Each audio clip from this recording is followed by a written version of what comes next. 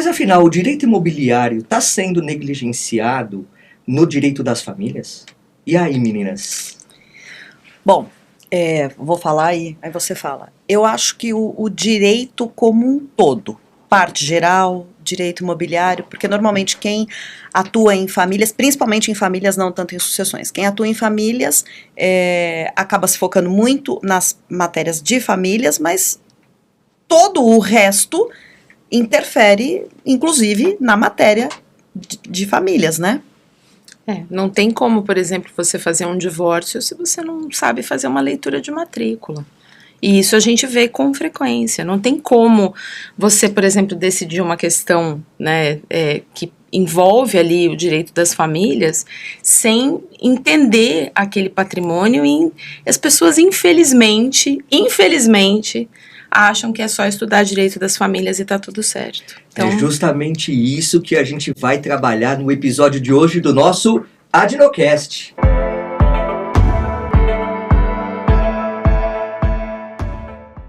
Olá, meu amigo, olá, minha amiga, estamos aqui mais uma vez neste nosso episódio do Adnocast, o podcast da Adnotari. Eu já faço aquele convite especial para você. Você não é associado, não é associada ainda? Então corre lá e entre em www.adnotari.org.br e faça a sua associação. É baratinho, R$400 por ano. Sim, R$400 por ano, e você tem benefícios incríveis, descontos em cursos que são feitos pela Adnotari, materiais exclusivos na área do associado, participação dos núcleos temáticos com diversos temas ligados ao direito notarial e registral para ampliar e trazer a sua advocacia de uma forma muito mais assertiva. Além, é claro, do nosso grupo de WhatsApp que você pode interagir. É uma verdadeira família dentro da nossa Adnotari. Então, faça lá a sua associação. E também, ainda não nos segue nas redes sociais?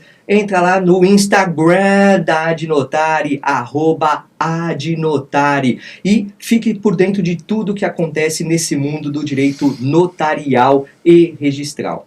E olha, hoje eu tô com duas pessoas incríveis, maravilhosas, duas queridas de longa data que me abrilhantaram em aceitar esse convite para participar desse nosso episódio do Adnocast. Estou aqui com a Patrícia Paniza e também com a Fernanda Doreto. Tudo bem, meninas? Tudo bom. Tudo ótimo. Que maravilha. Olha, o currículo delas é incrível, é maravilhoso, porque elas são as topzeiras da parada toda, né? A Panizinha, né? Eu chamo de Panizinha, mas a doutora Patrícia Paniza, que chique, né? Ela é doutora em psicologia social pela PUC. E isso que é interessante, no direito das famílias tem várias vertentes aí que a gente consegue explorar, né? E a Panizinha, ela é fantástica. A tese dela é depois do foram felizes para sempre, as disputas de guarda entre pais na interface entre direito e psicologia. Ela também é mestre em direito, também é professora de graduação da São Francisco, da Unip, da São Judas, entre outros. Também é coordenadora de pós-graduação das famílias e sucessões da Legale Educacional, professora de curso de pós-graduação em Direito Civil, Família pela ESA, pela EBRAD, pela Legale. Também é pesquisadora lá do Mackenzie, né, do CRIADIR MAC, Direitos das Crianças e Adolescentes da Universidade Mackenzie.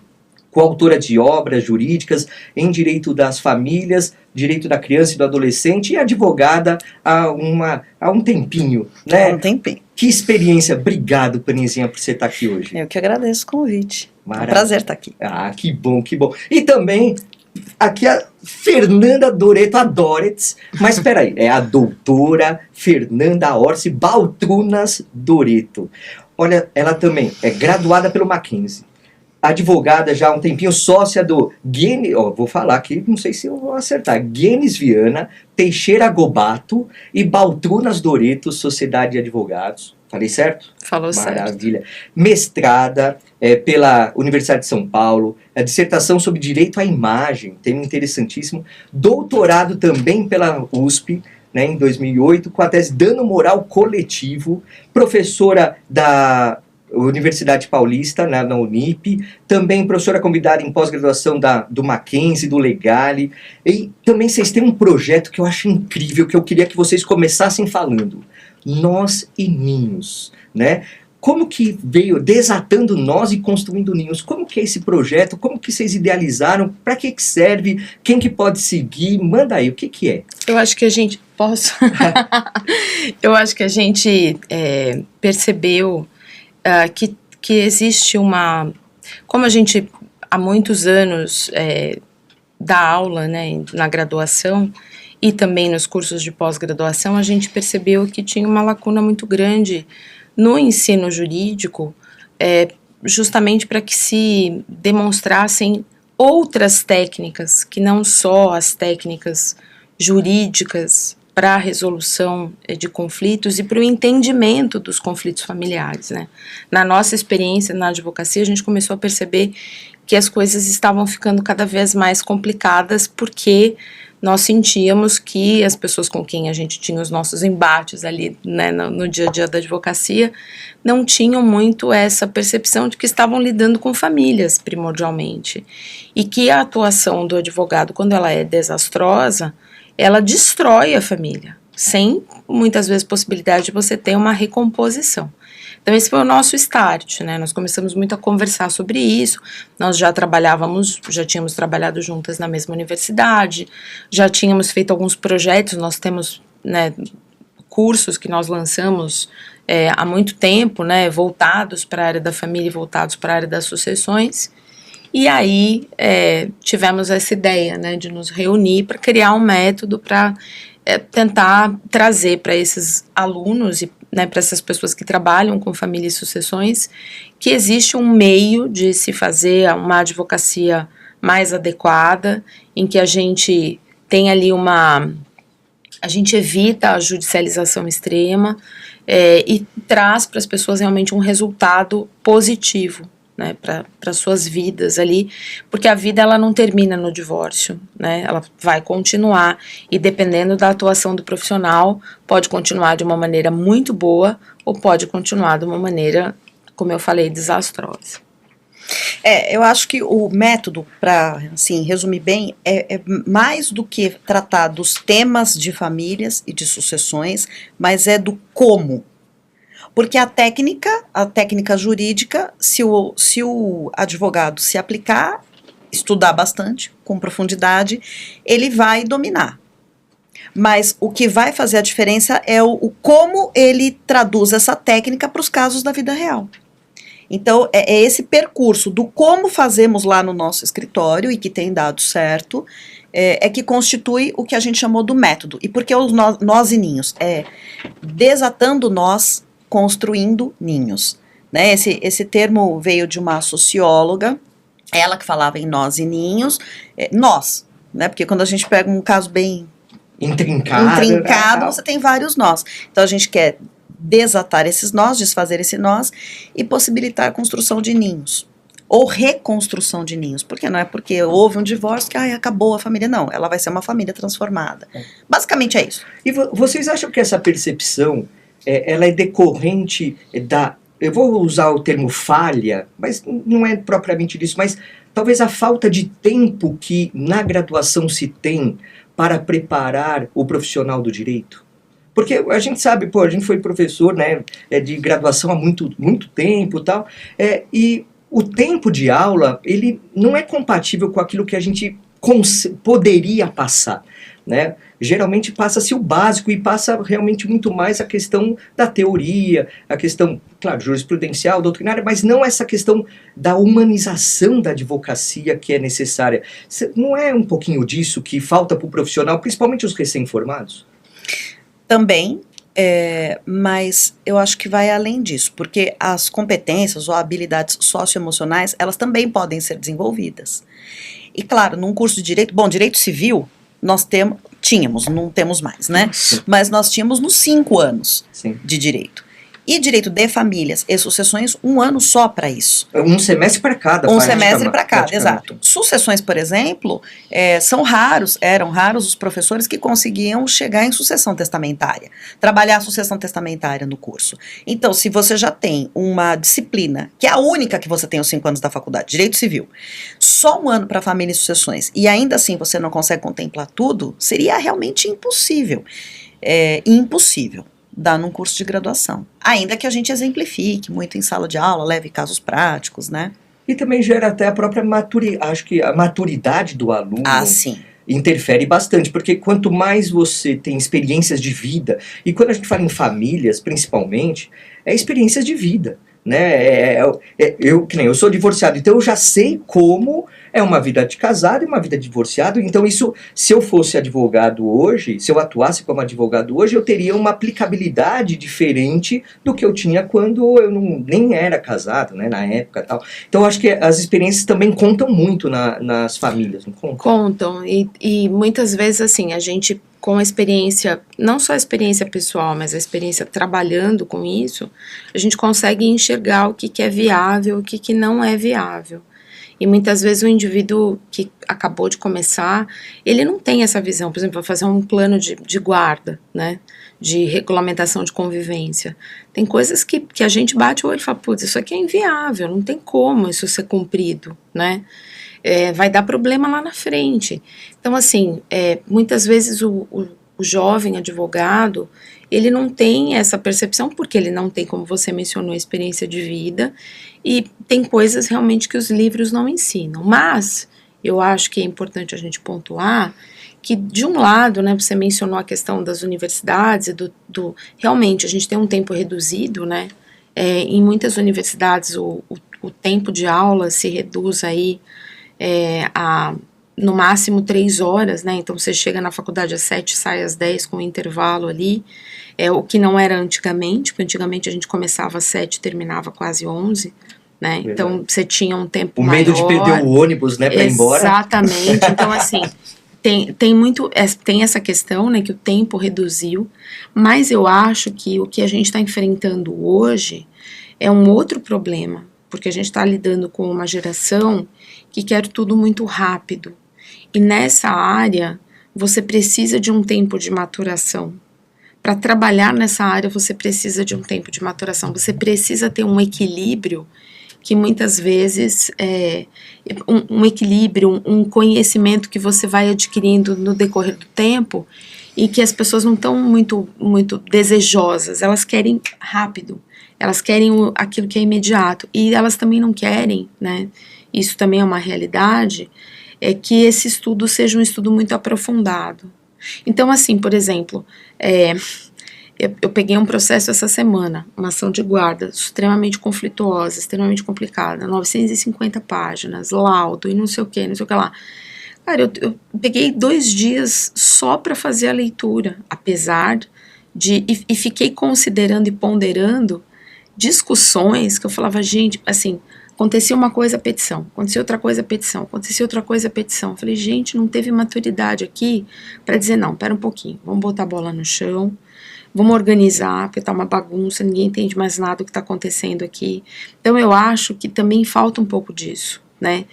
Dessa ponderação, dessa maturação. O cliente, ele vai te acelerar e você precisa ter um equilíbrio emocional para dizer, isso aqui é relevante, isso aqui não é. Isso aqui é importante. Definir as estratégias exatamente, adequadas, né? Mas para ter estratégia, precisa ter plano. Para ter plano, precisa ter método. E as pessoas não têm. Elas são jogadas muitas vezes para trabalhar nessa área, se encantam, né, por trabalhar nessa área, gostam muito, acham super interessante, mas não têm essa preparação. E isso é o que a gente acha que eu pelo menos vejo como uma maior deficiência. É a coisa do tem que ser rápido, tem que resolver, calma, vamos, eu falo sempre, bola no chão, peraí, vamos pensar aqui o que nós vamos fazer. E eu acho que você falou uma coisa interessante, Doreto, que foi assim, claro que a gente olha pelo lado da advogada, do advogado, mas o cliente também, você usou um termo interessante, o cliente acelera o profissional. o advogado, porque ele quer, esse imediatismo, ele é sentido principalmente pelo lado do cliente que, quando que vai ser julgado, quando que vai sair, quando que sai meu divórcio, isso, aquilo, tal.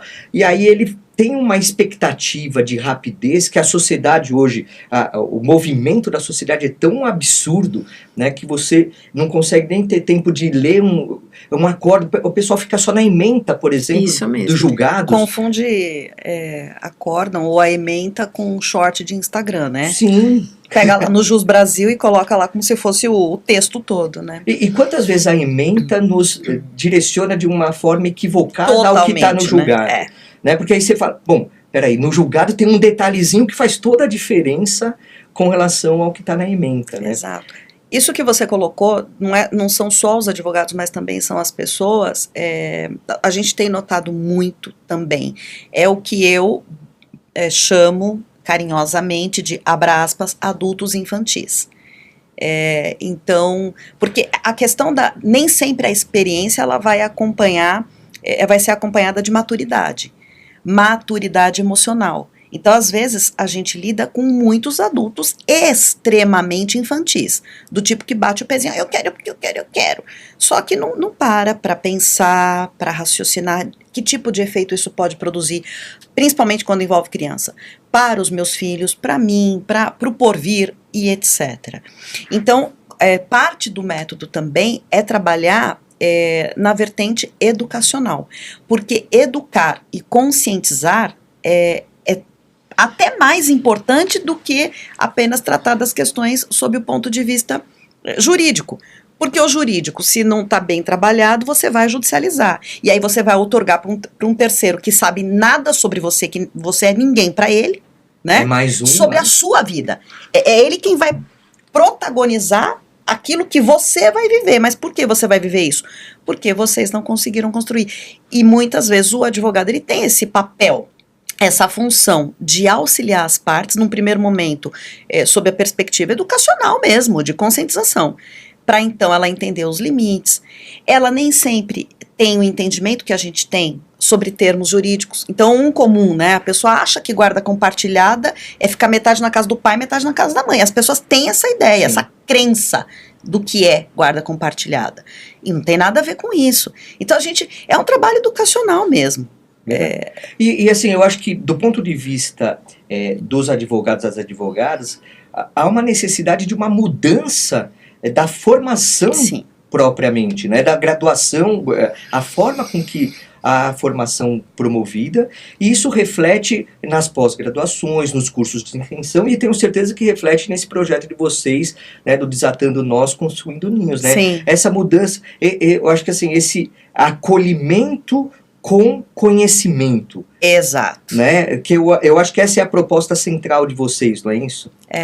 A gente teve, inclusive, agora um caso na comunidade que tem a ver com direito notarial.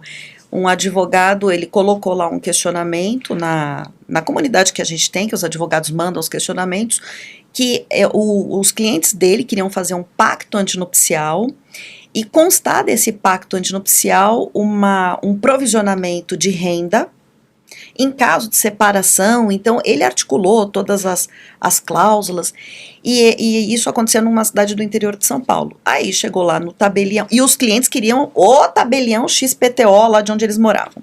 E aí chegou no tabelião, o tabelião disse, não, eu não faço. Porque também, logicamente, há tabeliães e tabeliães. Naquele que eles foram, não vou fazer. Aí ele foi no outro, não faço também. No terceiro, não faço.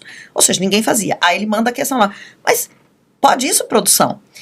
E aí a gente respondeu dizendo, olha, ou os seus clientes talvez tenham que mudar de tabelião, ou você vai ter que fazer compreender a esses tabeliães com quem você tem conversado o porquê da resistência, porque que é possível. As cláusulas que ele colocou eram possíveis de estarem dentro daquele pacto.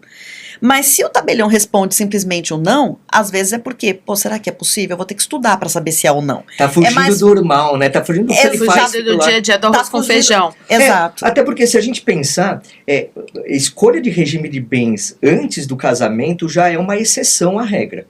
Né? A Sim, gente, sim. né? Tanto é, eu conheci uma única pessoa até hoje, na minha vida inteira, que tem o regime de participação final dos Eu aquestos. nunca tive nenhum. Eu conheci uma pessoa, advogado Deve até. ser contador, né? Não, é advogado. É advogado. Eu esqueci o nome dele agora, mas é advogado.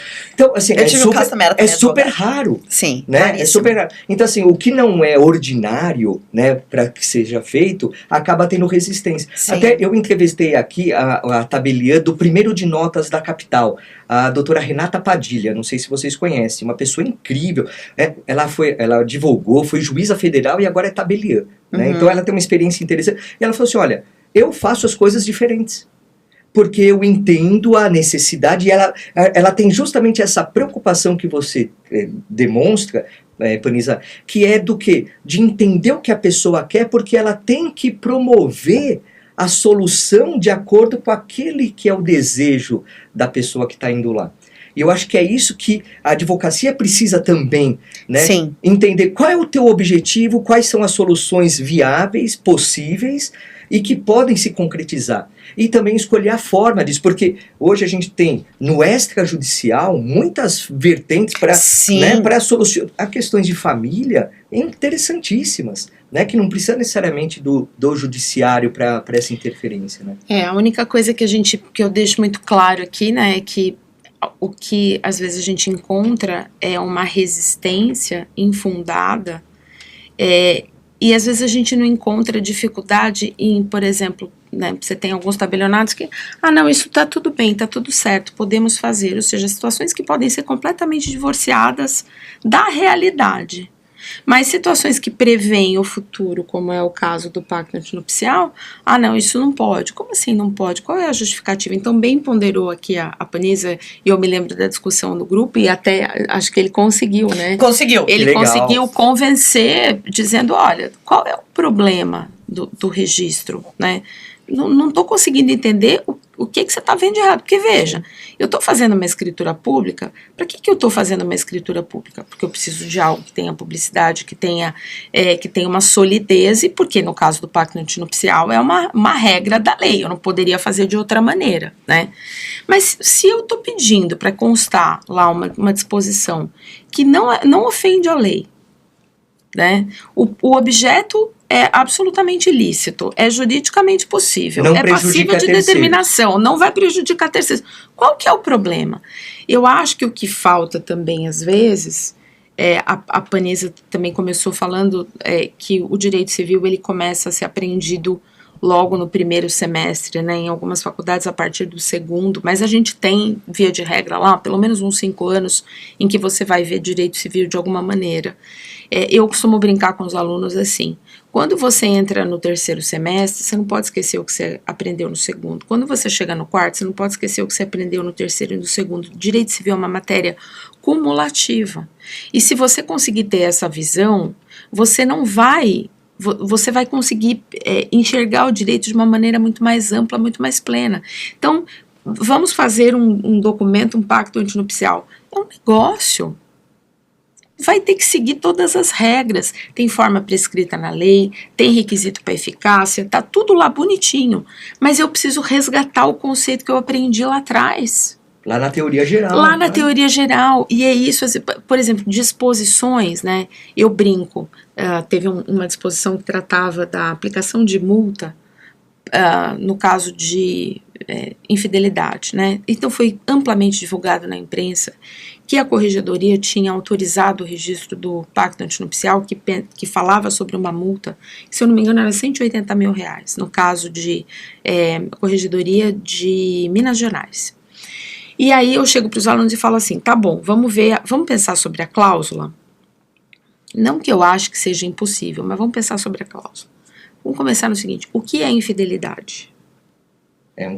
Você vai começar tendo que fazer um pacto antinupcial discorrendo sobre a infidelidade, porque a infidelidade pode ser física, a infidelidade pode ser...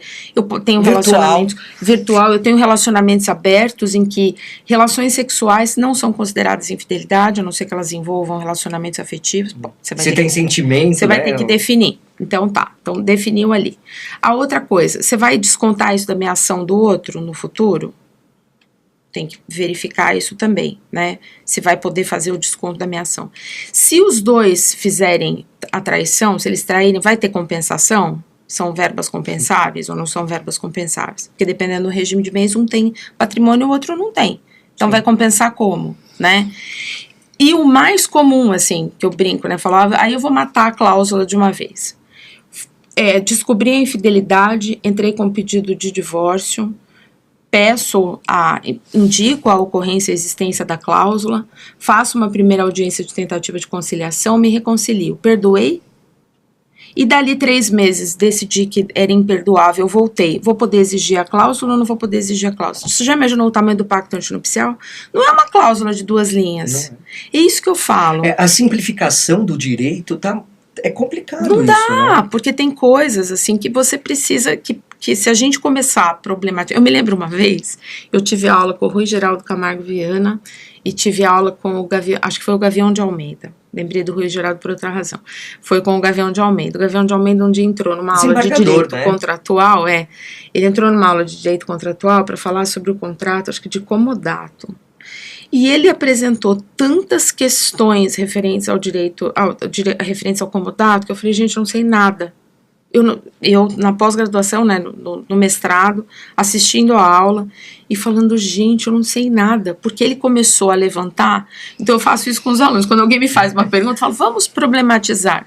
Eu lembro lá do Gavião lá atrás, ele falando, eu falo, gente, tem coisas que a gente precisa refletir muito mais do que simples, coloca uma cláusula aí que vai dar certo. Não, ela vai ter execuibilidade.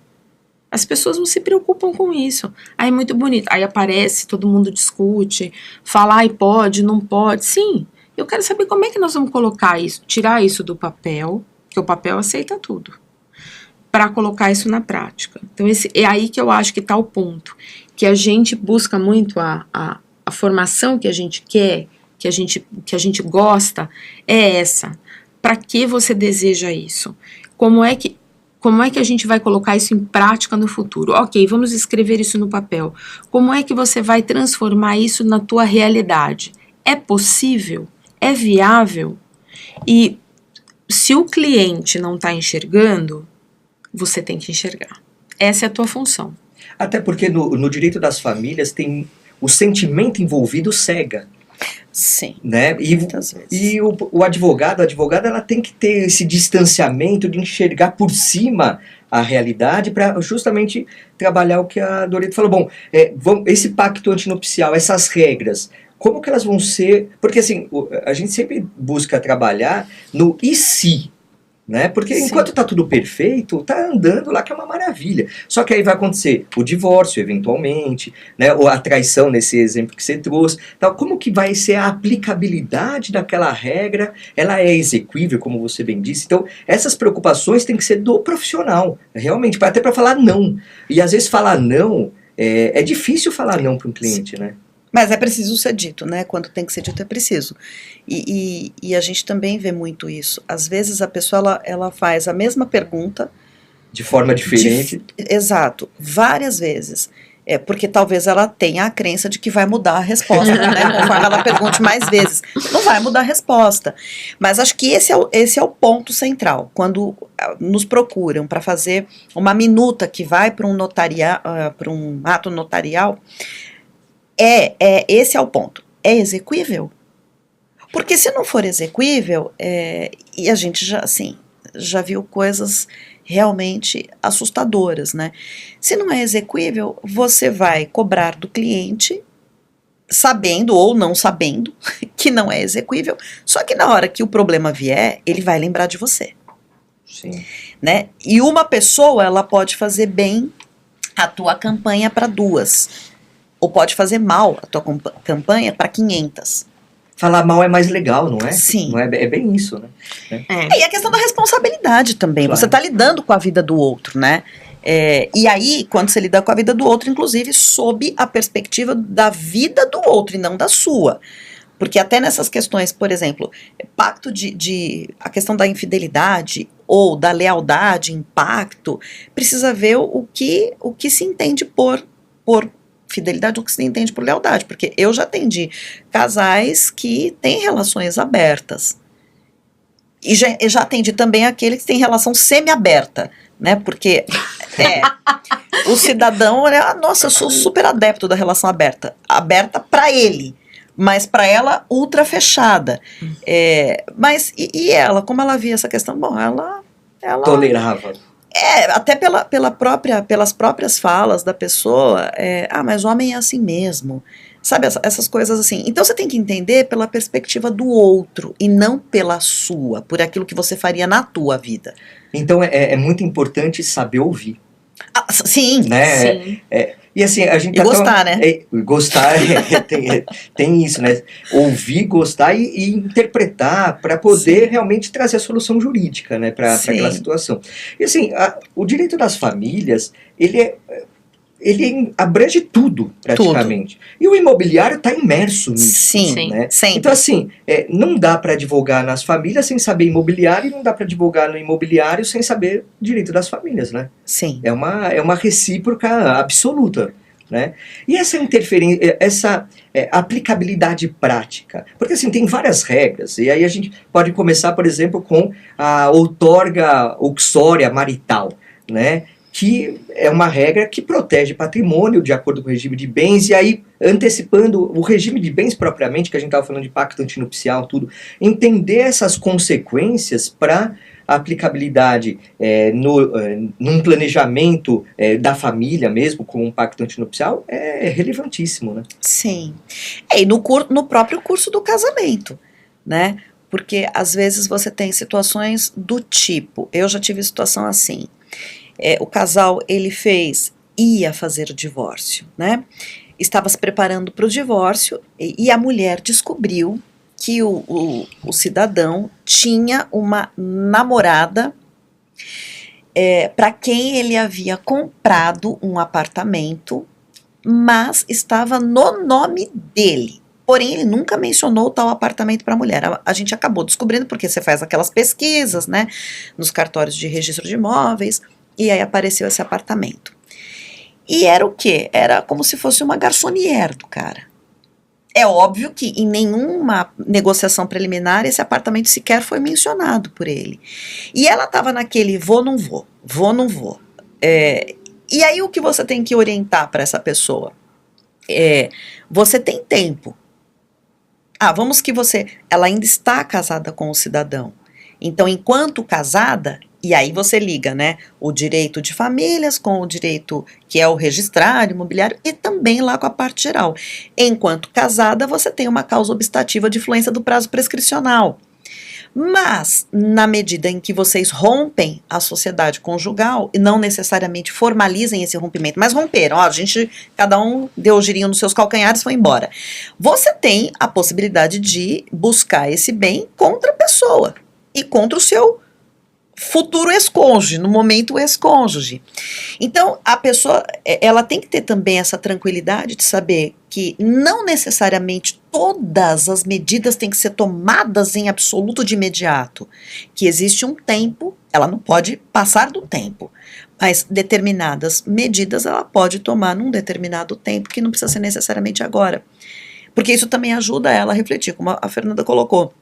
Tem coisas que precisam ser maturadas internamente, antes delas irem para fora, antes de irem para as providências, né?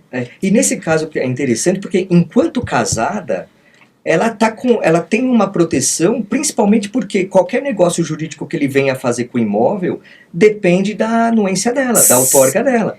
Né? Sim. Então, quanto aí, além de não estar correndo o prazo prescricional em razão do casamento, você também tem essa situação que ele não conseguiu esconder na verdade, ele não fez uma forma de esconder esse patrimônio, né?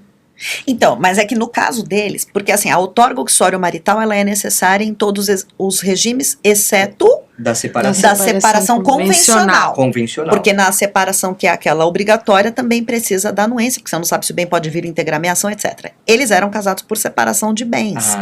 Só que, e aí é uma discussão, no regime da separação total de bens, até foi uma aula que a gente colocou, está no método e está num curso que a gente também dá de pós-graduação. Na separação convencional de bens, eu posso conjecturar a hipótese de ter bem sujeito à partilha? Eu posso. Não em virtude do regime, porque o regime diz o que é meu, o que é seu. Mas o direito, ele não se compraz, por exemplo, do locupletamento. Então, nós somos casados no regime de separação total de bens, mas efetivamente nós combinamos de comprar um imóvel conjuntamente, ambos contribuímos financeiramente para essa aquisição, mas o bem foi só comprado no teu nome. Ah, azar seu, porque então entende-se que você doou. Bom, aí é discutível, porque pode haver a situação. Eu já tive situação assim, do casal ser casado na separação total de bens e, de fato, ter havido aquisição patrimonial conjunta com esforço financeiro conjunto. Mas por quê? Ah, você paga todas as contas da casa, dos filhos, e eu economizo. Bom, mas você também dorme na casa, você come, os filhos estudam, também você é corresponsável por eles. Como é que fica numa situação como essa? Se você não tem, eventualmente, o reconhecimento da excepcionalidade do regime para privilegiar a situação real ou a modificação que aconteceu na vida, e aí vamos lá para o direito das obrigações, né? A figura da surrécio, da suprécio, você pode ter uma situação de uma resolução bastante injusta e incorreta, inclusive juridicamente. Sim. É o esforço comum que aí ele vai ter... Nesse caso efetivo. Nesse caso efetivo. Não é presumido. Não é presumido porque geralmente na família, tirando na separação de bens, você tem o esforço presumido na aquisição do patrimônio. Sim. Nesse você precisa ter uma prova... Comprovação. Contundente de que Sim. o esforço foi promovido por ambos para a aquisição daquele patrimônio. Mas você vê, o casal, tem casais que eles têm uma relação mais equânime, e tem casais que têm relações assimétricas mesmo. Então, se você tem alguém que tem ascendência sobre o outro, ele vai dizer, ou ela, é mais comum que ele, mas também pode acontecer com ela. Você paga tudo. Deixa que da construção do patrimônio eu cuido. Tá, mas está pagando tudo, mas o que seria dos dois, de responsabilidade dos dois? E você não pode privilegiar o enriquecimento sem causa. É regra geral de direito. Não tem, antecede a questão do regime de bens, entendeu? Maravilha. Olha, então eu vou fazer um corte aqui para a gente entrar num quadro que temos aqui no nosso Adnocast, que é o Causos do Mundo Notarial e Registral. Neste quadro, a gente busca a experiência trazida pelas nossas entrevistadas para trazer algum fato inusitado, diferenciado, que trouxe na prática a questão do notarial e registral. E elas me confidenciaram aqui um caso muito interessante. É uma escritura... Eu vou resumir aqui, me corrija se eu estiver errado. Uma escritura pública de venda foi formalizada. Então, uma pessoa foi lá e comprou e se qualificou. A qualificação dessa pessoa foi como divorciada. Sim. Mas, porém, todavia, contudo, entretanto, no entanto, de doravante outro sim, a pessoa já era casada naquele momento. Então, houve já um equívoco aí crasso. E depois do decorrer da vida dessa pessoa, com o casamento vigente, resolveram fazer um empréstimo para um fim específico, que é promover uma inseminação artificial. E deram este imóvel em garantia, alienação fiduciária. E aí o que acontece? Só que o contrato de empréstimo com alienação fiduciária foi firmado com ele casado com a esposa. E levado a registro esse contrato, deu problema. O que aconteceu? Deu problema. Deu muito problema, né? Deu. Que imbróglio é esse? Pois é. O registrador disse, espera um pouquinho aí que temos um... Houston, we have a problem. Né? Espera um pouquinho aí. Você está dizendo para mim que você deu esse imóvel como garantia para o empréstimo, mas esse imóvel aqui está constando como sendo seu, né?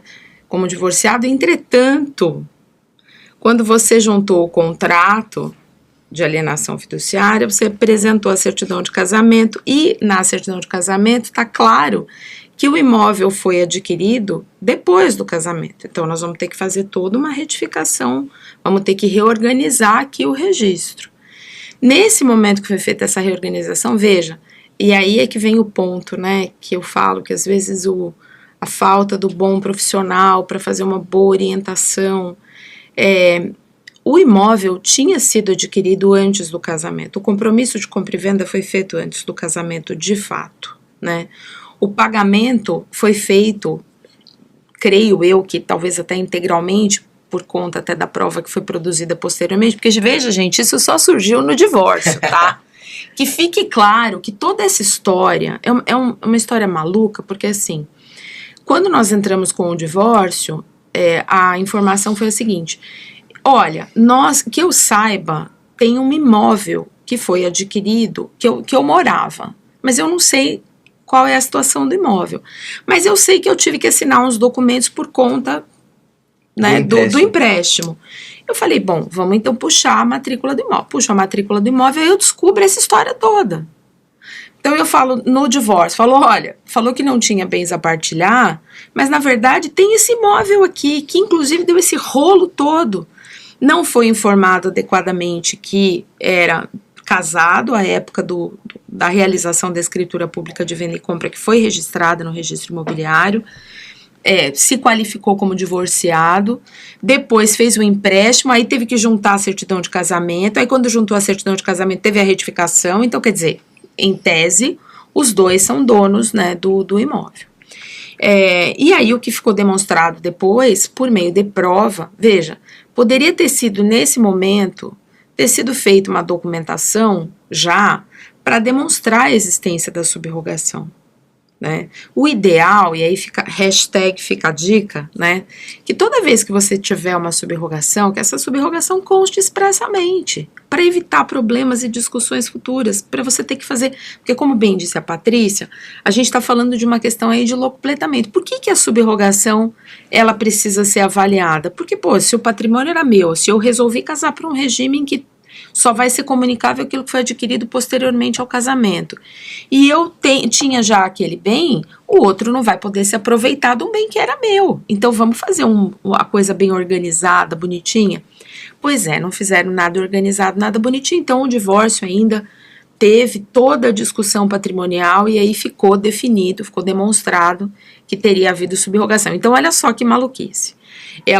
Houve a retificação do registro para que constasse que ele era casado na constância no momento em que foi feita a lavratura da escritura, mas teve o entendimento que essa lavratura de escritura vinculava-se a um evento anterior, o que significa que o bem não seria partilhado, e tinha também a questão envolvendo a subrogação, né? Tá. Você pensa que parou por aí? Aparentemente veja, parece que sim, né? Aí teve a discussão da dívida, porque o ponto era, o imóvel ele tinha sido dado como garantia para pagamento de uma dívida contraída com uma instituição financeira. Essa instituição financeira tinha emprestado dinheiro para quê? Qual era o objetivo? Você mesmo falou, eles tinham o desejo de fazer uma inseminação. Desde o início do casamento, havia o desejo, né, da parte da minha cliente da maternidade, ela queria muito ser mãe, e ela fez vários tratamentos, e eles gastaram um dinheiro absurdo, até que chegou-se um momento em que ia se fazer a fertilização, e no momento da fertilização teve a descoberta de que ele era vasectomizado. Ele esqueceu de contar. Ele não contou que ele era vasectomizado, ou seja, o casamento seguiu-se com aquele. Aí a coisa mudou completamente de figura. Saiu do direito imobiliário para uma discussão ética. Um erro contra a pessoa do cônjuge. Mas o prazo para anulação é muito curto, né? É muito curto, mas poderia até, talvez. Eu já tive caso assim também. E a mulher, e ela fez tratamento, e o cara foi acompanhá-la nos tratamentos. Isso mesmo. Dizia que o tratamento, dizia que o problema. E detalhe, o problema só pode ser com você, porque eu já tenho filhos de relações anteriores. Situação. Né? Já tenho filhos de relações. Nem preciso testar, né? Eu não preciso fazer. Aí depois de muito, porque veja, você vai fazer uma FIV, tem que, né?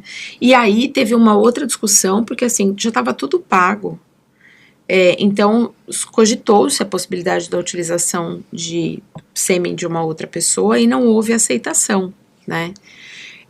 Então, assim, todo o projeto de vida que esta mulher tinha, que envolvia a maternidade, que era um desejo muito presente nela, foi por água abaixo.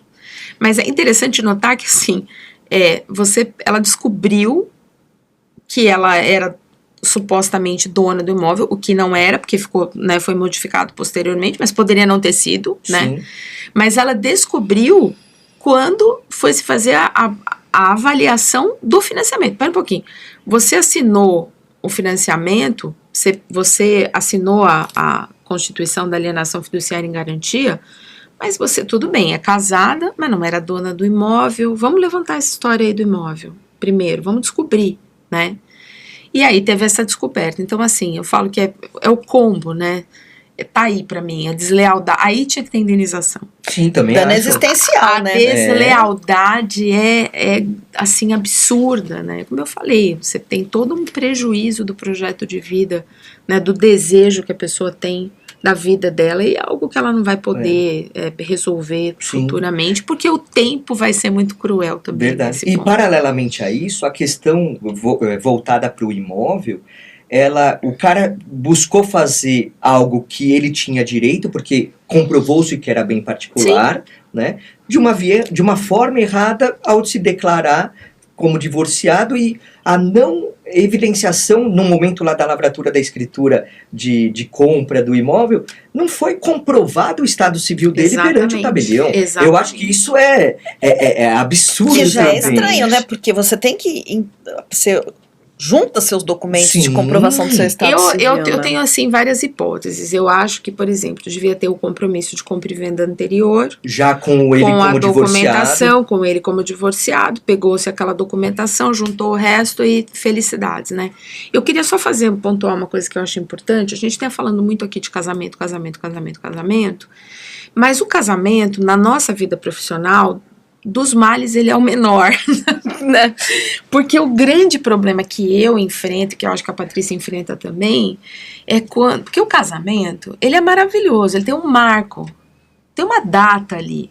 O que aconteceu antes a gente vai observar de uma maneira, o que aconteceu depois a gente vai observar de outra maneira, a gente vai avaliar o regime de bens, está tudo lindo. O grande problema que a gente enfrenta hoje são as questões envolvendo a união estável. Você falou de outorga na união estável, você não precisa outorgar nada. E justamente aqui, fechamos o quadro, vai dar registro. Voltamos. Vai dar, não, Causos do Mundo Imobiliário, até errei o nome do quadro. Só para fechar aqui, então. Mas é importante, e justamente esse é o tema que eu ia entrar agora, união estável. É uma situação de fato, né? Sim. Então, tá rolando. Está acontecendo. E muitas vezes a percepção disso só vai ser quando for buscar dissolução, eventualmente por qualquer motivo, inclusive a questão familiar ou até sucessória, né? Mas muitas vezes eu vejo que, por exemplo, eu atuo, como leiloeiro, eu atuo muito em processos, tal, e o Código de Processo Civil fala da qualificação no instrumento de procuração. Sim. Você tem que declarar o estado civil ou a situação de viver em união estável, né? Sim. Tá lá, tá no Código de Processo Civil. E isso é muito negligenciado. Nossa, 99%, para não falar 100%, quando há uma união estável, não declaram que há uma união estável, né? E aí você tem uma consequências processuais gigantescas que vão envolver justamente a questão patrimonial por conta, por exemplo, lá o artigo 842 do Código de Processo Civil, que fala que no caso de penhora de imóvel tem que intimar também a cônjuge, e o artigo ele só fala de intimação do cônjuge. E é justamente esse o ponto que eu queria pedir para vocês falarem da igualdade das famílias, porque se há uma igualdade, eu tenho que tratar da mesma forma o cônjuge do companheiro, só que tem essa dificuldade da percepção. Né? Por conta das normas, e acho que nesse ponto talvez inclusive a gente tenha divergência de posicionamento. Gostamos de divergência. Não, é porque assim, eu tenho uma visão da união estável, para mim a união estável é fato, ponto, né? E eu não compartilho da opinião que a gente tem que, por exemplo, comecei a me relacionar com alguém, tenho que contratualizar aquilo. Eu acho... escancarar formalmente. Formalmente. Então, por exemplo, eu não faço contrato de namoro. Também não. É uma coisa que eu não faço, porque eu acho que o contrato de namoro, o objeto... talvez o Tartucci que fala que o objeto é ilícito, né? Mas a minha visão é que o contrato de namoro muitas vezes não vai revelar a essência daquele relacionamento. E tem uma coisa que o Rodrigo da Cunha Pereira fala muito bem também, que eu vou me permitir aqui citá-lo, que ele diz assim, que nos relacionamentos é muito comum. Uma pessoa acha que está vivendo em união estável e a outra acha que está namorando. Veja, eles estão vivendo o mesmo relacionamento, mas a percepção de um é uma coisa e a percepção do outro é outra.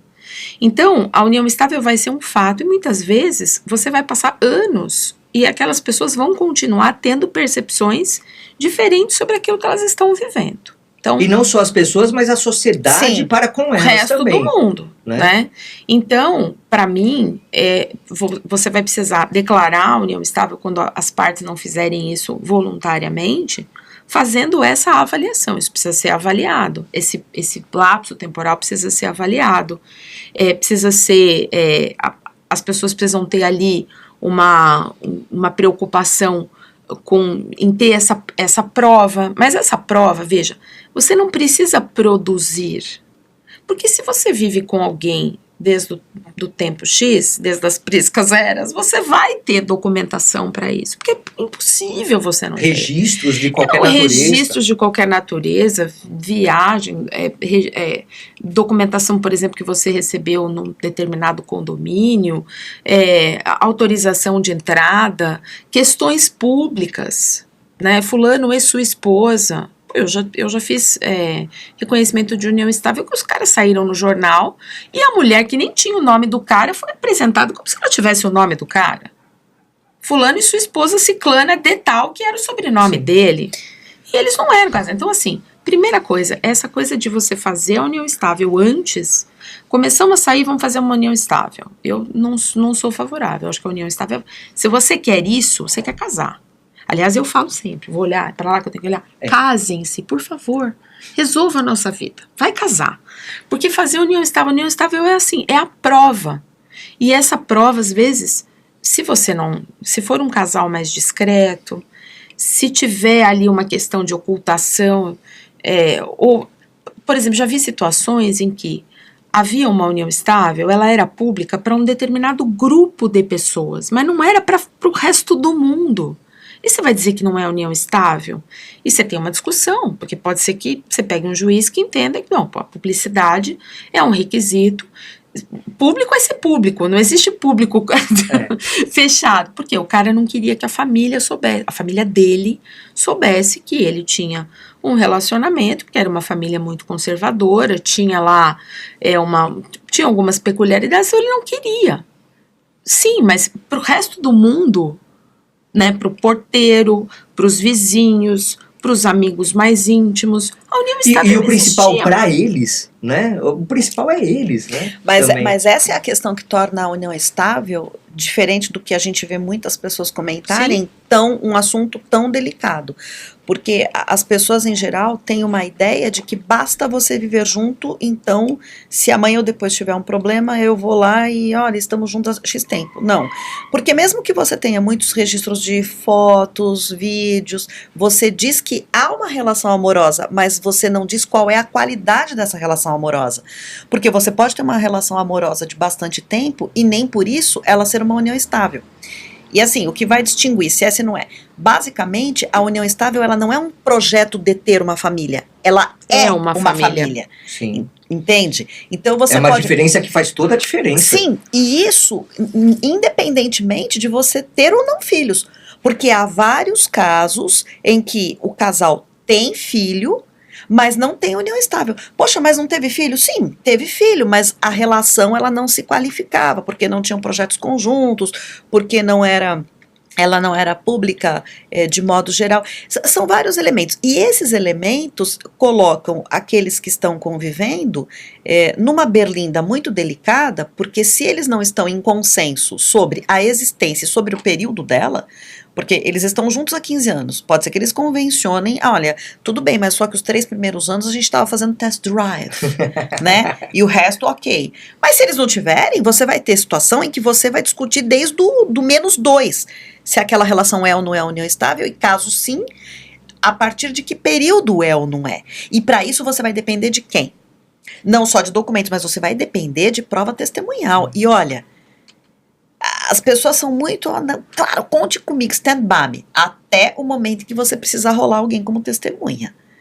Porque aí, ou ainda que ela vá, às vezes você espera ouvir uma coisa da pessoa. Eu já tive essa situação mais de uma vez em audiência. E aí a pessoa diz algo totalmente diferente daquilo que a pessoa achou que ela fosse dizer. E essa determinação do momento da união estável é crucial por conta do quê? Porque é a partir daí que entra o regime de bens. Exato. É aí que tem o reflexo patrimonial. Exatamente. Né? E muitas vezes essa busca de convencionar, como você trouxe, Panizinha, de, a partir dessa data, mas a gente estava 2 anos antes e tal, geralmente é por conta de patrimônios anteriores que... Vamos deixar de fora isso, tal. Também tem isso, né? E tem uma outra coisa também, né? Ter um bom advogado na hora de se definir, né? Eu tenho um caso no escritório que para mim é emblemático. O cara me ligou, me contou uma história lá, que ele estava terminando o relacionamento. Ele viveu um período com a mulher, mas eles viviam cada um na sua casa. Eles eram vistos socialmente como se namorados fossem. Ele tinha um passaporte europeu, ele era cidadão de um outro país.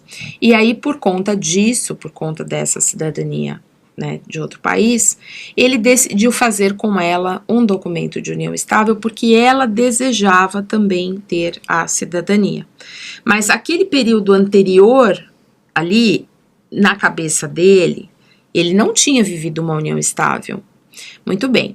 Aí ele faz esse documento. Depois que ele faz esse documento, ela leva o documento lá no consulado, na embaixada, sei lá onde, e eles dizem, olha, que a gente não aceita união estável. Muitos países não aceitam. Isso aqui não existe. Ou é casamento ou não é casamento. Aí, essa união estável que ele fez pelo regime da separação total de bens. Só que esse documento de união estável que ele fez, ele coloca veja só, não procurou um advogado. Ele coloca todo o período pretérito, desde o momento que deram o primeiro beijinho. Estamos juntos desde 1900 e bolinha. Ficaram já... Mas ficamos pelo regime da separação total de bens, nunca houve desejo da gente. Só que, Panisa, pode fazer retroativo? O entendimento é que não pode. Que não pode. Eu não posso declarar retroativo, ainda mais, veja, retroativo para separação. Se fosse comunhão universal, aí, né, não tem como não retroagir.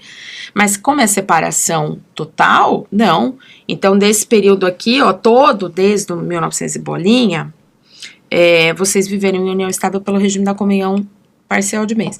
Veja, você não precisava ter colocado desde 1900 e bolinha.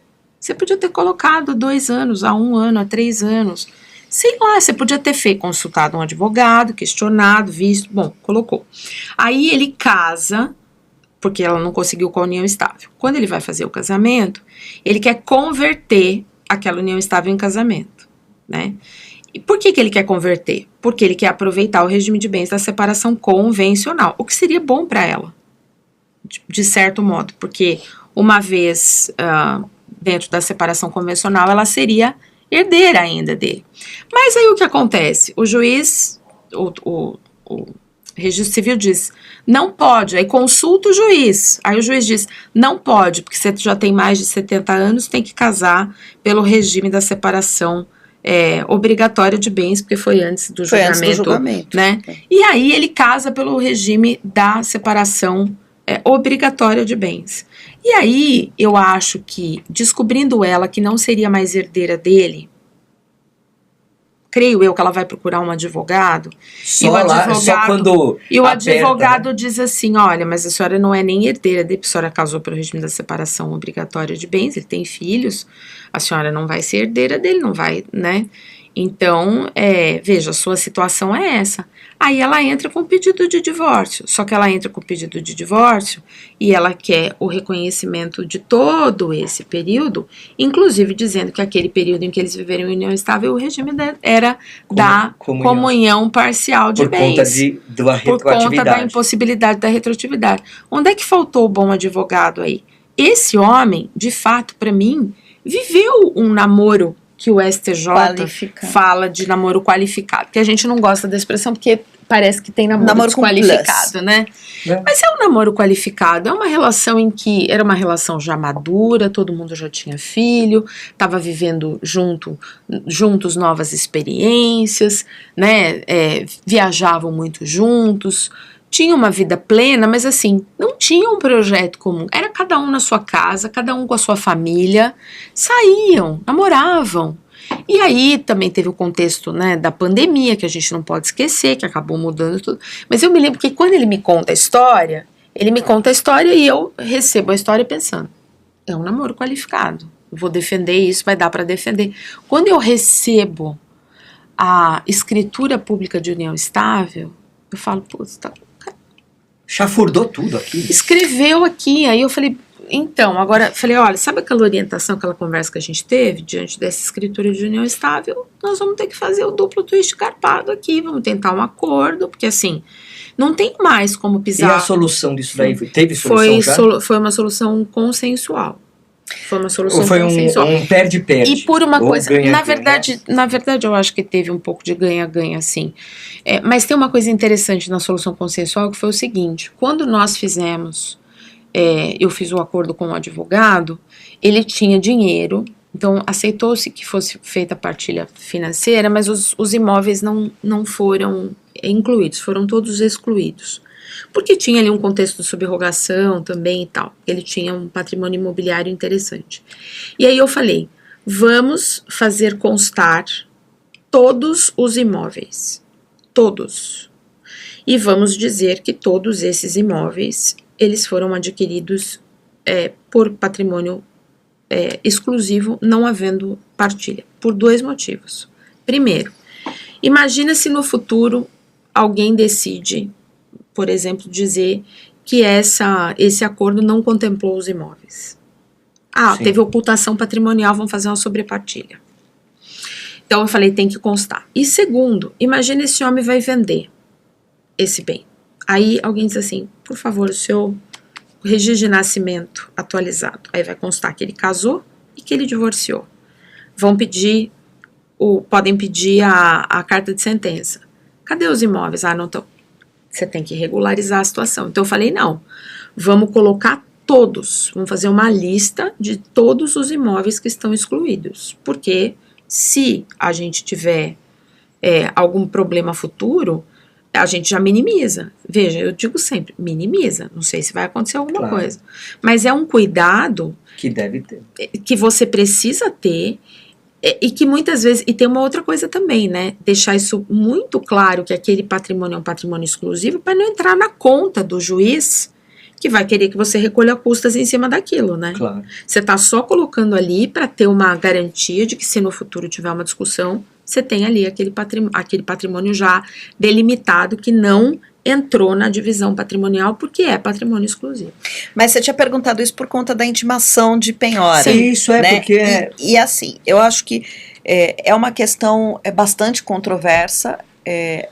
Eu penso que um norte que possa ser bastante útil para nós profissionais que atuamos com essa questão a exigência de outorga uxória, ela é ato formal, mas ela se refere ao casamento. Então isso também se aplicaria à união estável? É discutível, porque se a união estável é fato a que a lei atribui incidência de efeitos jurídicos, mas ela não exige especificamente para a união estável, em tese é defensável que não haveria essa necessidade dessa outorga, certo?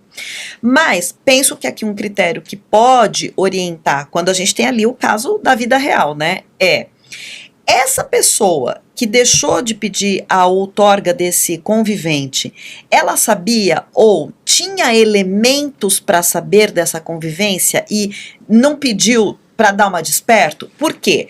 Aí a gente não trabalha apenas com o direito de famílias, ou com o direito negociar o imobiliário, a gente vai mais uma vez lá para a parte geral.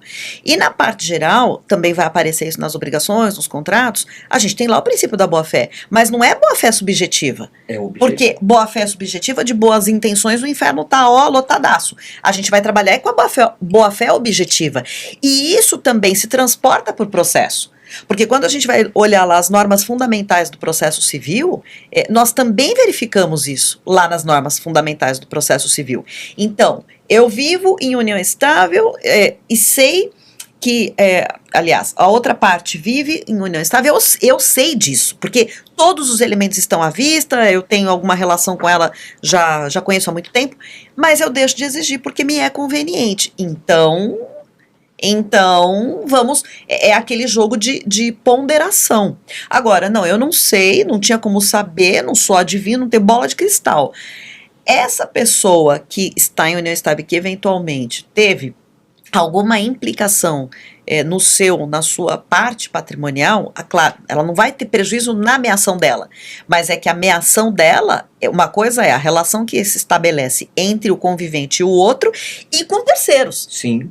Né? Então, acho que é um bom meio da gente também equalizar ou equacionar esse tipo de situação. Quando eu atuo como leiloeiro, no processo, e eu identifico, tem a união estável evidenciada... Você já pede. Eu falo, excelência, não dá para fazer a apresentação do edital agora, tem que intimar. Por quê? Porque aí tem um outro artigo subsequente, que é o 843, Sim. que fala o seguinte, se o cônjuge é alheio à execução, tem que reservar a fração dela pelo valor da avaliação. Então eu faço a venda do imóvel inteiro em leilão, mas só que 50% no caso fica lá para cônjuge alheio à execução, cônjuge alheio. E eu uso o mesmo panorama para união estável, salvo se me provar nos autos, é união estável, mas o regime é da separação convencional. Ou aí se a é parte outra situação. Ou se a parte vier ou não comunica. Não é união estável coisa nenhuma.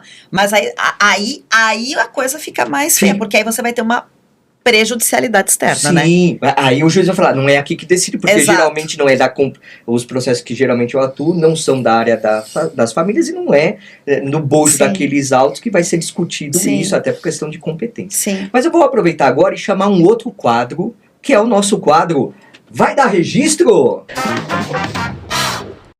Nesse quadro, a gente usa a experiência, a qualificação dos nossos entrevistados, das nossas entrevistadas, para trazer algum caso, aí, alguma situação de registro imobiliário, complexidade, e elas me pontuaram aqui uma questão interessantíssima.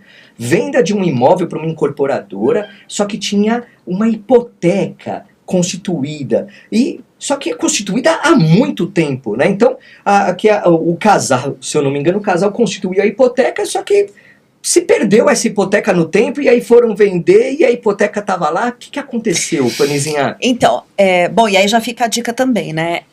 Toda vez que a gente tem uma matrícula em mãos, não interessa. Pode ser aquela matrícula que tem 36 folhas.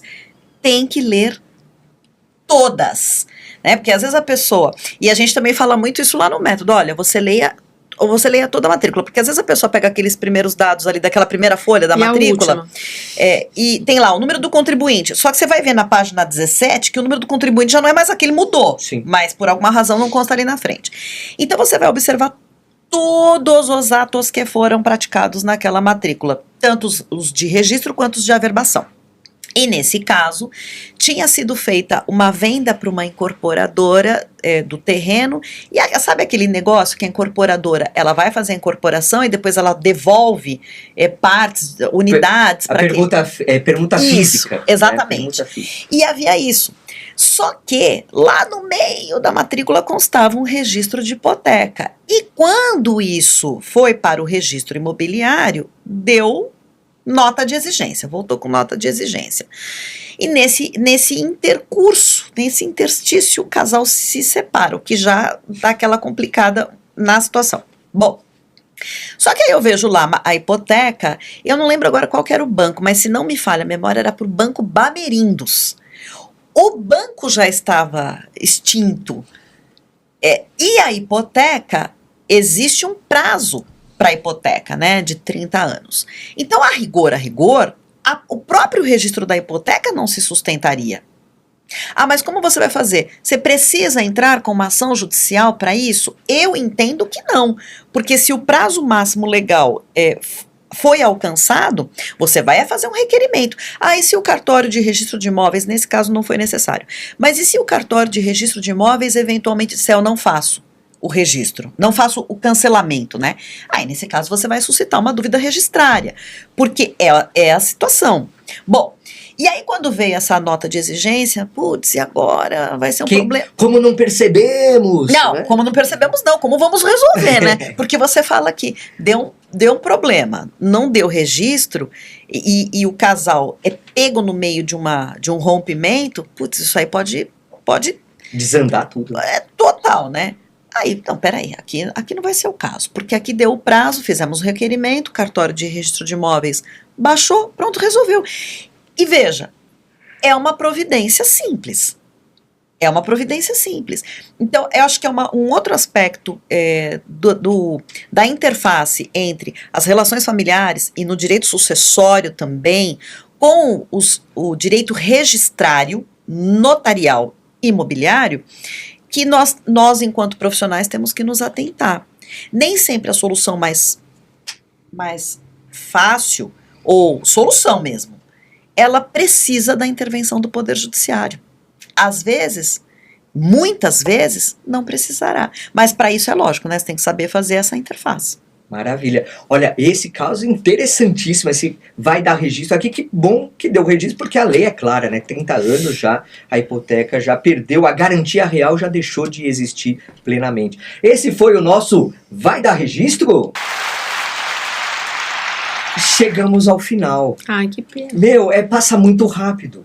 É muito bom falar com vocês, né? Nossa, eu fico aqui ouvindo, eu fico delirando. Mas, ó, eu não combinei com elas, mas eu vou fazer uma surpresa para elas, como eu faço para todos os nossos entrevistados aqui, que é um pinga-fogo, é o que eu chamo de Adnofest aqui. São perguntas rápidas com respostas rápidas, tal, só para a gente conhecer um pouquinho mais da pessoa da Fernanda Doreto e da Patrícia Paniza, para a gente entender quem são elas, né? Então, eu vou fazer uma pergunta que vale para as duas e aí vocês respondam. Quem é Patrícia Paniza, quem é Fernanda Doreto em uma frase? Nossa. Uma frase. Podia ser em uma palavra, né? Eu acho que eu sou simples como uma ameba. Tem que explicar? Não, é uma frase, né? Uma frase. É isso. Deixa pro povo interpretar. E você, Dorex? Nossa, depois dessa eu tô me sentindo assim. Uma ameba. Ai, quem é Fernanda Doreto? Fernanda Doreto é a mãe do João Flávio e a esposa do Sérgio. Pessoas maravilhosas também. E a filha da Maria Lúcia e a neta da Anésia. A Fernanda Doreto, essa é a Fernanda Doreto. Maravilha. Nesse mundo conturbado aí profissional, o que diferencia um bom profissional na área de vocês? Ouvir. O profissional que tem capacidade de escutar e de acolher. Deixa que o juiz julga. E para fechar esse nosso episódio, uma dica, e eu sei que vocês, toda sexta-feira, lá no Desatando Nós, Desatando Nós, toda quinta tem live. Toda quinta tem, e toda sexta também tem live do Paniza de filme. Isso, justamente. Isso. E sexta-feira são dicas de filme. E, são filmes. É que eu não assino a maioria dos streams que a Panizinha faz. Que isso? Tem Netflix, Amazon Prime? Não, o Netflix é o único que eu assino. Mas tem dicas de filme fantásticas. Então, eu vou pedir para vocês me falarem dicas de filme. Dá uma dica de filme aí para o nosso público. Eu assisti um filme recentemente e acho que na nossa área, toda pessoa que atua na nossa área tem que pensar na comunicação. Sobretudo pensar que aquilo que você acha pode ter outras vertentes, outros vão enxergar de outro modo e também terão suas razões. E tem uma frase nesse filme que é fantástica, que é: o sofrimento não é monopólio de ninguém. O título desse filme é O Insulto. É um filme libanês. Mas esse filme é tão espetacular, você fala, nossa, mas você vai, com tanto filme de Hollywood, você vai trazer aqui um filme libanês para indicar. Mas é porque realmente ele traz essa questão da comunicação que você só vai entender quando você estiver lá no meio, bem imbricado no filme. Com muitas e muitas camadas, eu acho esse filme espetacular. E o segundo, aqui para fechar as minhas dicas, eu vou indicar o filme da minha vida, que é Cinema Paradiso. Gente, eu sou apaixonada por esse filme, eu já assisti acho que umas 200 vezes. Sei até as frases. Que maravilha. E tem Posso algum... falar? Pode, claro. Eu acho que assim, quem gosta de família, né, de direito das famílias, se quiser uma dica Netflix hollywoodiana, pode assistir História de um Casamento, que para mim é um filme espetacular.